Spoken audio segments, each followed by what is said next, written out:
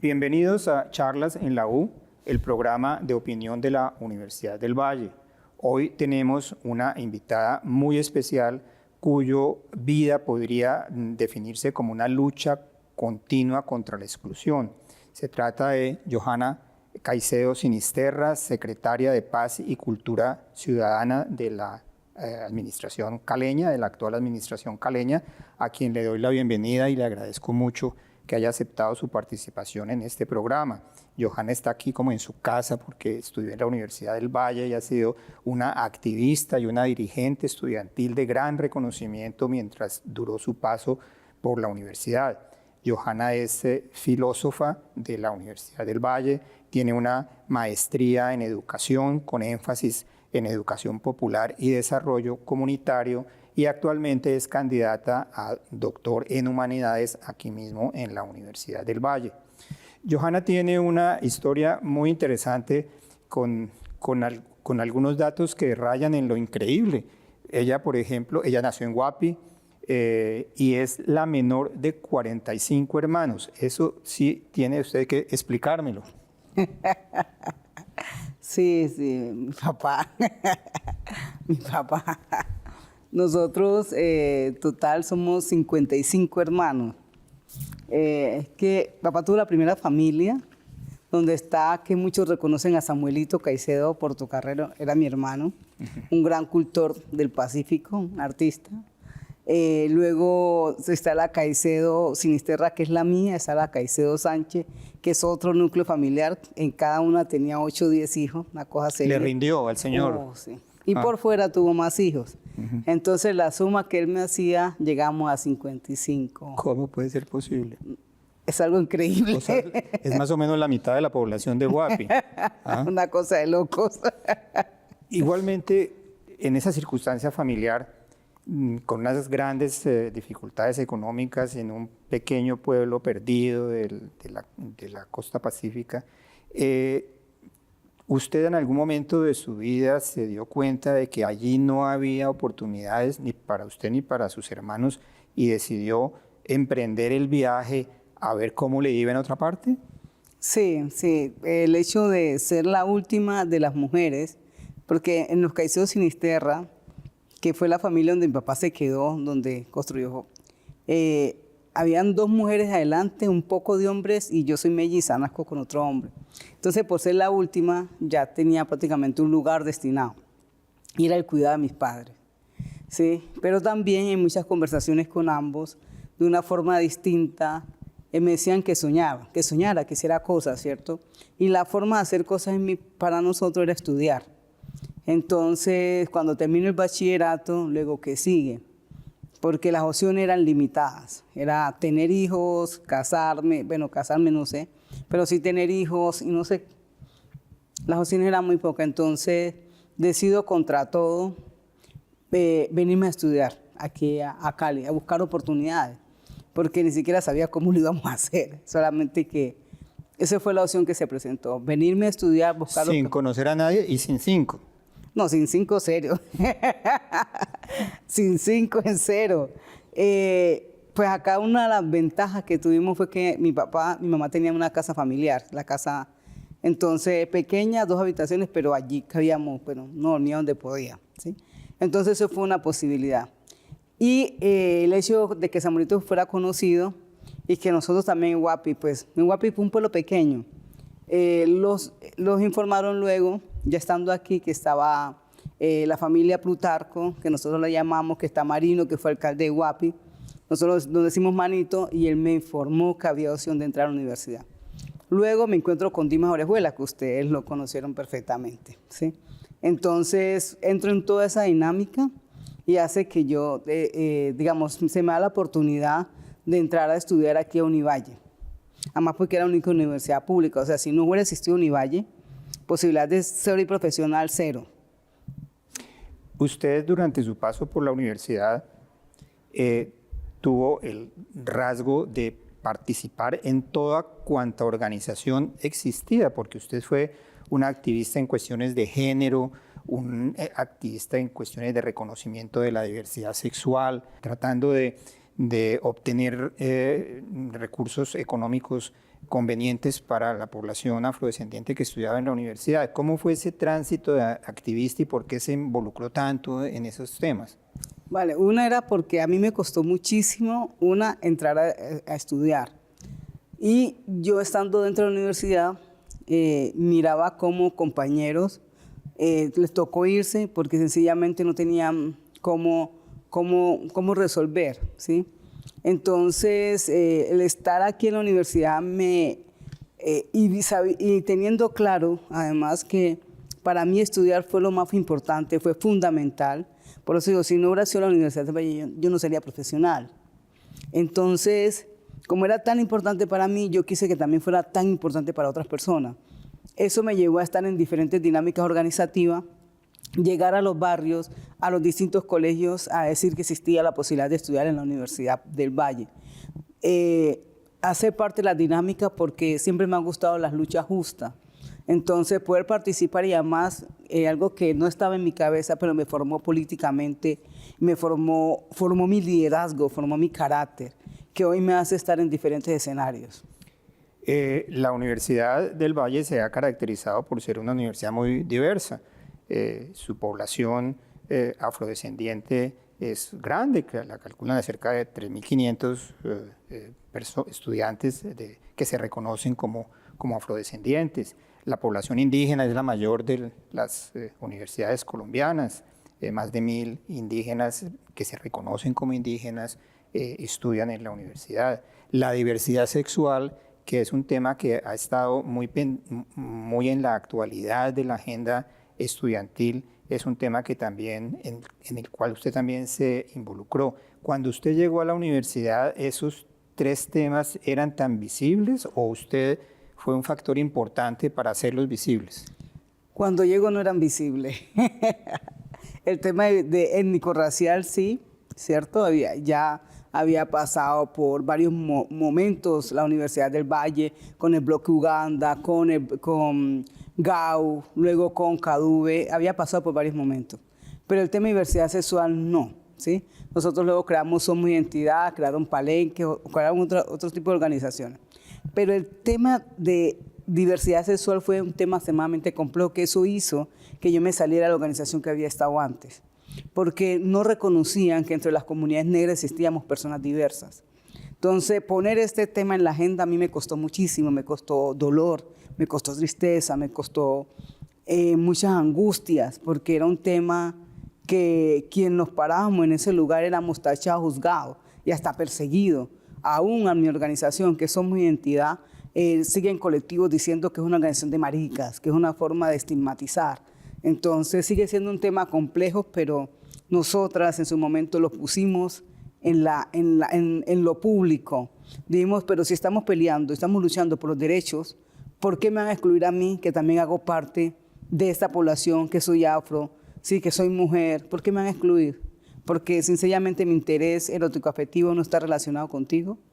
Entonces hubo muchas discusiones donde evidenciaba la contradicción que teníamos los movimientos cuando buscamos los derechos para un colectivo, pero al contrario, cuando alguien se reconocía en eso otro que no entonces estábamos tildados de malo.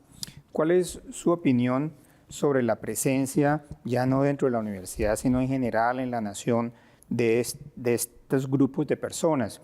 Porque pues, ha habido un reconocimiento a la dirigencia afro importante. La vicepresidenta de la República es una mujer afro, la ministra de Educación también, el propio rector de la universidad es una persona afrodescendiente.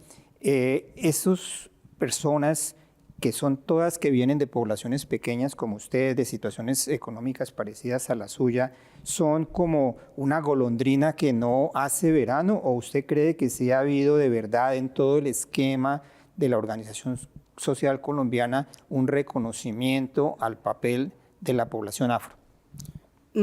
Siento que esto viene de mucho antes, desde que empezaron a existir las normales. Sí, las normales en nuestros territorios fueron un lugar importante de formación, donde salieron muchas profesoras, ¿sí? En mi caso, mi mamá no fue profesora, pero sí hermana, ¿sí? Y eso en su momento dio el auge para que muchas personas negras y especialmente las mujeres empezáramos a llegar a diferentes lugares, ¿sí? Y también los roles como la enfermería. Entonces empezaron a destacarse por allí. También hubo arte, pero muy poco. Digamos, en el caso de la gran masa. Eso ayudó, por ejemplo, en el caso de Aurora, que su mamá fue profesora, ¿sí? Eso le ayuda a ella a estar hoy en donde está. Y así vamos viendo casos otros. En mi caso soy la primera generación de tener formación a pregrado y pues a este nivel. Eso que hubo eso histórico ayuda a que mucha gente hoy que estamos asumiendo otros roles tengan las bases allí. ¿Y por qué es importante? Es importante porque nos dijeron, usted tiene que estudiar para salir de pobre, uno. Usted tiene que estudiar para avanzar, usted tiene que estudiar para. Y todo el tiempo nos estaban insistiendo que teníamos que hacerlo. Sí, para poder caminar hacia eso otro que no sabíamos qué es. Entonces, y el movimiento que realmente se forma a partir de 1991, empieza antes, pero cuando ya la Constitución Política, o sea, y luego la Ley 70, ahora sí emerge algo que estaba escondido, que es el movimiento de comunidades negras. ¿Sí? Había existido un movimiento campesino, pues procesos, pero a partir de la Ley 70 nosotros empezamos a emerger y empezamos a exigir derechos. Entonces podemos tener acciones como aquí en la Universidad del Valle, el ingreso a la universidad por cupos especiales, luego la exención de matrícula y así en otras universidades. Eso también nos abrió un camino para podernos formar. En mi caso, yo ingreso por cupos especiales. Luego, cuando ya estoy aquí, planteo en el Consejo Académico y luego pasa al Consejo Superior la exención de matrícula para estudiantes afro. Porque estamos pensando siempre que vamos avanzando en construir caminos para que todos podamos estar. Pero es una lucha que continúa. O sea, ¿no cree usted que ha habido suficiente reconocimiento de la presencia afro en Colombia? No, falta muchísimo. Falta mucho camino, aún sigue existiendo el racismo, siguen existiendo muchas formas de discriminación que tenemos que seguir trabajando para que eso disminuya, ¿no? Y el trabajo en varias vías, entre ellas poder trabajar en cómo la sociedad nos reconoce como seres humanos que hemos venido aportando en la construcción de nación, pero también cómo la sociedad, nosotros también nos autorreconocemos y empezamos a decir la valía que tenemos, ¿sí? Usted hoy hace parte de la administración de Cali. Cali es una ciudad donde hay una presencia afro importante, la principal gran ciudad de Colombia con esa presencia y creo que la segunda de América Latina después de Salvador en Bahía. ¿Cree que la presencia de la comunidad, la presencia numérica de la comunidad afro en Cali ha tenido el reconocimiento necesario en la administración de la ciudad y en las organizaciones no gubernamentales, en la empresa? Digamos, el movimiento de comunidades negras acá en el Valle ha sido importantísimo, porque hemos puesto la agenda política a nivel nacional, uno. Dos, hoy esta administración tiene la mayor cantidad de personas negras o afrocolombianas dentro de ella. Eso es muy importante porque una de las ventajas, Alejandro, haberse criado, haber tenido la oportunidad de haber estado por fuera del país, estar en DC, le permitió también tener otro tipo de relacionamiento. O sea, su mirada, y yo le creo genuinamente que él cree en los seres humanos más que por su color de piel y por otras razones, ¿sí? El hecho en el sector privado aún nos hace falta muchísimo avanzar. Cuando se presentan estudios y análisis, se logra evidenciar que las dificultades para que mujeres estén, las dificultades para personas negras estén y las dificultades para cuando se genera esta interseccionalidad de mujeres negras y no pongamos diversidad sexual, que aparezcamos en el escenario, lo privado se vuelve muy complejo. Entonces sigue faltando mucho, pero creo que estamos caminando en función de lo que debe ser una sociedad mucho más justa y equitativa para todas las personas. Antes de continuar hablando con Johanna Caicedo, la secretaria de Paz y Cultura Ciudadana de Cali, vamos a hacer una pausa.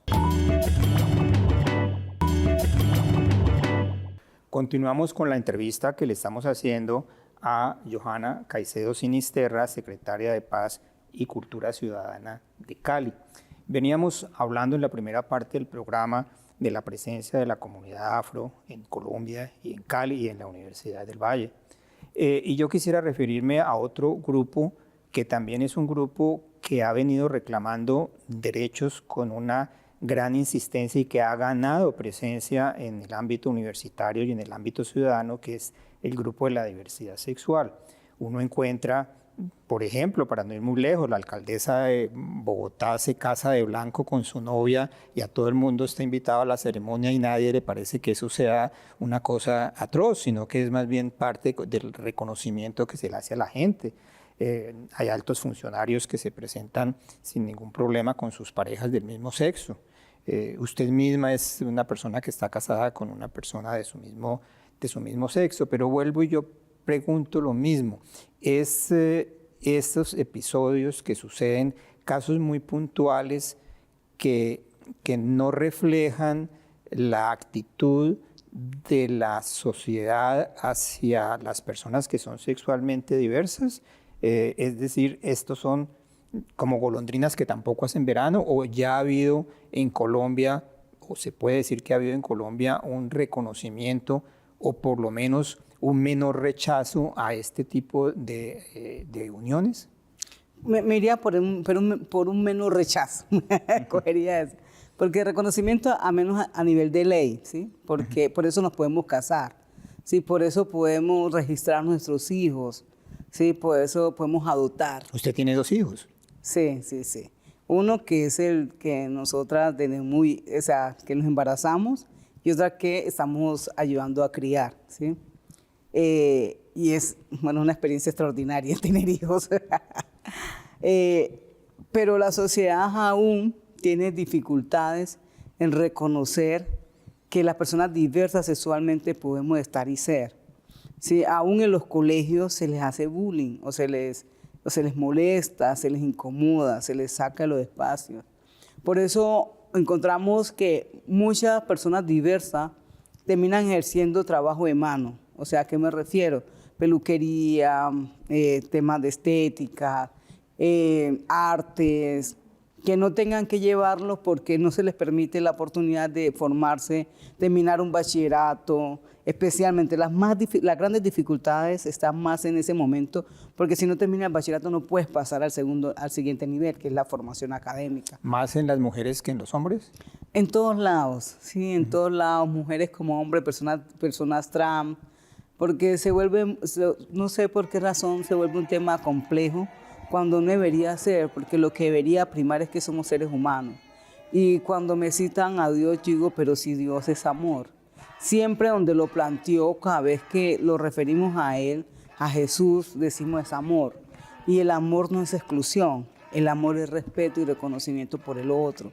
Es entender que no todos somos iguales. Muchas veces los ponen la paradoja de la mano, que todos los dedos de la mano no son iguales, ¿cierto? Significa que todos y todas somos distintos. ¿Por qué quieren uniformados, unificados? Entonces hay muchas preguntas para hacer que pasan por entender que somos seres humanos, ¿sí? Humanizar. Para mí esa palabra es clave en todas las construcciones de paz, en las construcciones de derechos humanos, y es cómo humanizamos al otro. Eso me remite a el hecho de que usted es candidata a doctor por la Facultad de Humanidades de la universidad. ¿Cuál es el tema de su doctorado? La participación política de las mujeres negras en tramos organizativos, a partir de 1991 al 2018. ¿Por qué es importante este tema? Es mostrar, sí, cómo hemos avanzado en la construcción de movimiento, pero también las dificultades que tenemos al interior, especialmente las mujeres, para estar y ser, ¿sí?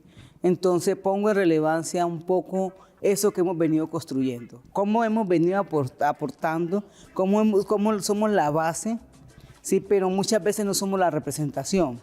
Entonces, cómo eso empieza a ser un equilibrio en términos de construcción, ¿sí? Entonces, en mi tesis doctoral pongo esos elementos en escena, que es un tema muy al interior, porque me ha gustado mucho escribir. Como sucede siempre con las tesis de doctorado, están siempre basadas en procesos investigativos. ¿Qué tanto ha investigado usted, además de su experiencia pues, personal y de su recorrido anterior, qué tanto ha investigado usted estos temas para efecto de su tesis? No, muchísimo. A mí me apasionan los movimientos sociales, porque considero que los movimientos sociales son una gran base en la construcción de sociedad, ¿sí? Porque están colocando agendas de derechos, pero agendas comunitarias, agendas políticas. Sí, los movimientos sociales siempre están una colectividad pensándose en unos temas y los ponen, ¿sí? Y si hay algo incómodo, los ponen. Entonces, para mí son muy importantes los movimientos sociales. Y además, como en algún momento conversábamos, y es que en mi caso yo soy parte de la lo que soy hoy es por esa construcción colectiva, donde mucha gente ha puesto, ¿sí? Usted se define precisamente, que me parece una frase muy afortunada, yo soy un producto de lo colectivo. Esa actitud suya de asociarse nace inclusive del seno de su propia familia tan numerosa o de la comunidad de Guapi, que es pequeña y solidaria. De ahí fue donde nació esa idea de que usted sola no puede hacer nada y que todo lo suyo es producto del trabajo de mucha gente. Sí, y también mi experiencia aquí en Univalle.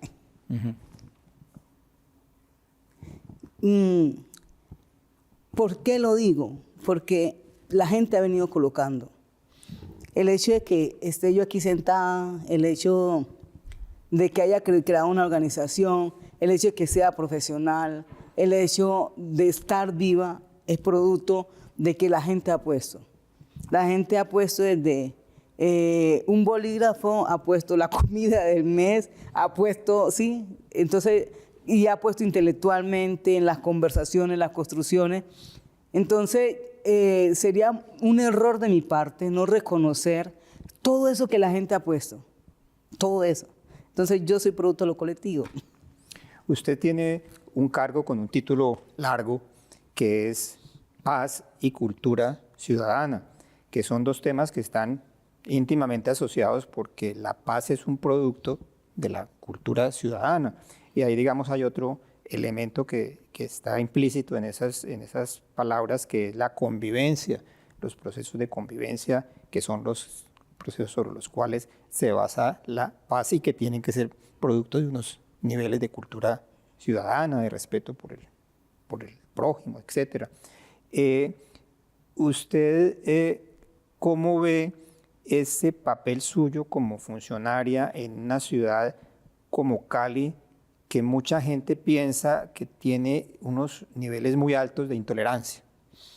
Un trabajo muy importante, es un trabajo donde ponemos en escena varios elementos que son necesarios. Uno, el diálogo, el respeto por la otredad, por el otro, el respeto a las normas, al espacio público, ¿sí? A los derechos humanos. Entonces, es una secretaría que a mí me encanta porque me permite poner en práctica muchas de las cosas que he venido aprendiendo en toda mi vida, ¿sí? Es que es humanizar. Y porque es la única forma de respetar y reconocer que me estoy relacionando. Como todas las secretarías, debe tener usted unos programas específicos, porque el discurso, pues, de la convivencia es muy fácil de entender, pero aplicarlo en los barrios, en las comunidades complejas, donde hay muchachos que ni estudian ni trabajan, donde hay una pobreza muy grande, ¿eso cómo se aterriza en la realidad, en programas concretos? Tenemos programas como Yo Cuido para la Vida, que es para madres, padres y cuidadores, ¿sí? Para ayudarle a entender el tema de la no violencia contra sus hijos, Sumar Paz Rezando Violencia, que es para adolescentes, La Paz es mi cuento, tenemos que es para niños pequeños, tenemos la estrategia de Eso tan bueno no dan tanto, que una estrategia de trata de personas, porque los riesgos son inmensos de que cualquier persona pueda ser víctima de este delito, que tiene 7 modalidades. Tenemos la estrategia de prevención de reclutamiento, uso y utilización, tenemos semilleros de cultura ciudadana, tenemos pedagogía de paz, porque consideramos que todos estos escenarios son importantes. Tenemos relacionado todo el tema con el medio ambiente, el cuidado del medio ambiente, pero en el marco de la cultura ciudadana. Nosotros le estamos apostando muchísimo a las iniciativas que construyen paz en el territorio, que son un motor fundamental para ayudarnos a mover y a regular. Las mesas de cultura ciudadana consideramos que son importantes. Los jueces de paz hacen un trabajo importante en el territorio donde les permiten generar justicia con equidad. Sí, entonces, a través de la Secretaría y algo que el señor alcalde nos encomendó es toda esa pedagogía de resolución pacífica de conflicto y la reconciliación. Y ustedes, porque habla de nosotros, suponiendo uno que es mucha gente, ¿qué tanta gente y qué tanto presupuesto tiene para adelantar toda esa serie de programas que me ha mencionado? Pregunto, sin que vaya a quedar mal con el alcalde. No, digamos, el término de que la Secretaría es pequeña, ¿cierto? Nosotros también, por ser una Secretaría estratégica, tenemos temas con cooperación. Nosotros buscamos a la cooperación para que también nos ¿Cooperación ayuden. internacional? Cooperación internacional, sí, señor. Para que nos ayuden. Y tenemos aliados. Nosotros tenemos un presupuesto este año de 19.000 millones, ¿sí? Para poder armar la estrategia. Nuestro mayor recurso se va en personal para poder poner todo esto que estamos conversando en territorio. Ese es un presupuesto bastante más grande que el que usted tenía cuando manejaba un chuzo aquí en la Universidad del Valle para pagarse sus estudios, ¿o no? Tiene que alcanzar para más. Sí, lo hacía rendir, a ver. ¿Todavía existe el chuzo? Sí, todavía existe el chuzo. Que ya está en otras manos, por supuesto. Sí, por supuesto, está en otras manos. No, por supuesto que lo hacíamos. Imagínense que el chuzo no solamente me ayudó a mí a estudiar, sino a mucha otra gente. ¿Sí? No solamente la gente que trabajaba, sino que gente que, como por eso lo colectivo, gente que no tenía con qué pagar sus estudios, o yo algunas veces le daba para la copia, otras veces comían ahí, eso era para resolver. Entonces el chuzo fue emblemático por eso, porque ayudaba a construir comunidad en el marco de él. Usted ha tenido una trayectoria que pues, yo no vacilo en calificar de admirable, de superación personal y de una especie de deseos de aportar, de poner un grano de arena en la construcción de una sociedad mejor para su gente y para toda la gente en general.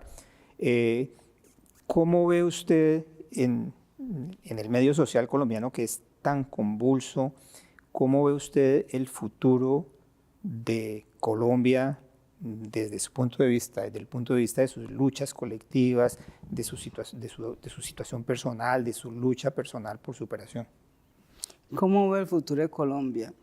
Yo creo que una de las cosas que no hemos de perder nunca es la fe y la esperanza. Tenemos que seguir trabajando. Colombia tiene un potencial inmenso.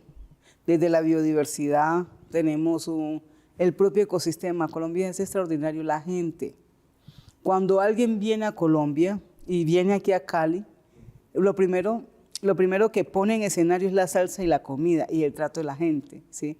Entonces, ese potencial que tenemos, eso extraordinario que somos, de ponerlo en escena, yo siento que tenemos que seguir trabajando y vamos a lograr porque hemos avanzado. No es lo mismo de la Colombia antes del 91 a hoy, ¿sí? No es lo mismo la Colombia de hace 15 años. Hoy la misma universidad no es la misma. Cuando yo estudiaba era otra cosa, ¿sí? Hoy hay más gente, encontramos personas diversas mucho más, hoy hay un rector negro, ¿sí? Y eso también va cambiando la narrativa. Entonces, Colombia yo la veo esperanzadora. De a poco vamos caminando y nosotros somos un país muy potente, entonces tenemos todo para sacarlo adelante. Yo quiero agradecerle a Johanna Caicedo Sinisterra que nos haya concedido este programa, que es un programa de su universidad en su casa, invitarlos a una próxima emisión. Muchas gracias.